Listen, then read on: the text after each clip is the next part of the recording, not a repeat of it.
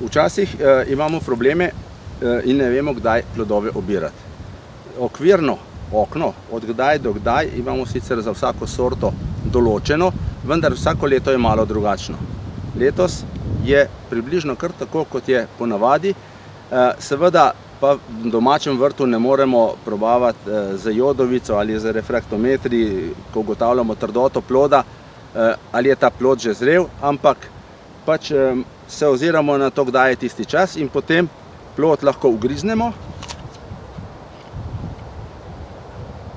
in potem po okusu ugotavljamo, če je še preveč kisel, pa če nam mogoče malo skupaj ustnice vleče, potem plod še ni dovolj zrel.